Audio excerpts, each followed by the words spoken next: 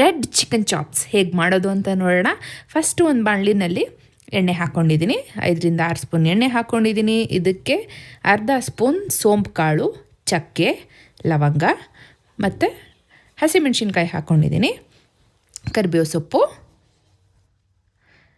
ಇವಾಗ ಈರುಳ್ಳಿ ಹಾಕ್ಕೊಂಡು ಇದನ್ನು ಫ್ರೈ ಮಾಡ್ಕೊಬೇಕು.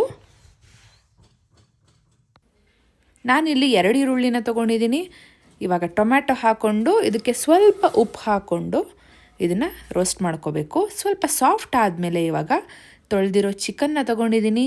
ವಿತ್ ಸ್ಕಿನ್ ಚಿಕನ್, ಇದು ತುಂಬ ಟೇಸ್ಟಿಯಾಗಿರುತ್ತೆ ವಿತ್ ಸ್ಕಿನ್ ಚಿಕನ್. ಅರಿಶಿನ ಪುಡಿ ಹಾಕ್ಕೊಂಡಿದ್ದೀನಿ. ಇವಾಗ ಶುಂಠಿ ಬೆಳ್ಳುಳ್ಳಿ ಪೇಸ್ಟ್ ವಿತ್ ಕೊತ್ತಂಬರಿ ಸೊಪ್ಪು ರುಬ್ಕೊಂಡಿರೋದ್ರಿಂದ ಗ್ರೀನ್ ಕಲರ್ ಇದೆ. ಇವಾಗ ಒಂದು ಒಳ್ಳೆ ಮಿಕ್ಸ್ ಕೊಟ್ಬಿಟ್ಟು ಇದನ್ನು ಸ್ವಲ್ಪ ಬೇಯೋದಕ್ಕೆ ಬಿಡಬೇಕು. ಇದು ಮಣ್ಣಿನ ಪಾತ್ರೆ ಅಲ್ವಾ, ಸೊ ಈಸಿಯಾಗಿ ಬೇಯುತ್ತೆ, ಕೆಳಗಡೆ ತಳ ಹತ್ತಲ್ಲ ಇದು. ಇದಕ್ಕೆ ಇವಾಗ ಸಾಂಬಾರ್ ಪೌಡರ್ ಹಾಕ್ಕೊತಾ ಇದ್ದೀನಿ. ನಾವು ಬೇಳೆ ಸಾಂಬಾರು ಈ ಥರ ಯಾವುದಾದ್ರೂ ಸಾಂಬಾರು ಮಾಡೋದಕ್ಕೆ ನಾವು ಯೂಸ್ ಮಾಡ್ತೀವಲ್ವ, ಆ ಪೌಡರ್ನ ನಾನು 2 ಸ್ಪೂನ್ ಹಾಕ್ಕೊಂಡಿದ್ದೀನಿ.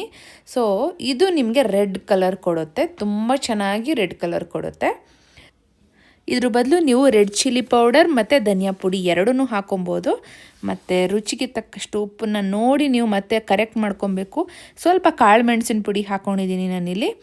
ಸೊ ಇವಾಗ ಮಿಕ್ಸ್ ಮಾಡಿಬಿಟ್ರೆ ಒಳ್ಳೆ tasty red chicken is ready.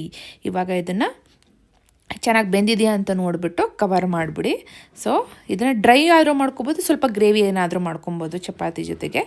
ತುಂಬಾ ಟೇಸ್ಟಿಯಾಗಿರುತ್ತೆ. ಒಂದು ಸಲ ಟ್ರೈ ಮಾಡಿ. ಯೂಶ್ವಲಿ ಇದು ಸಾಂಬಾರ್ ಜೊತೆಗೆ ಸೈಡ್ಸ್ ಆಗಿ ತುಂಬ ಚೆನ್ನಾಗಿರುತ್ತೆ, ಚಪಾತಿಗೂ ಚೆನ್ನಾಗಿರುತ್ತೆ. ಒಂದು ಸಲ ಟ್ರೈ ಮಾಡಿ ನೋಡಿ, ಹೇಗೆ ಬಂತು ಅಂತ ಕಮೆಂಟ್ ಮಾಡಿ. Thank you.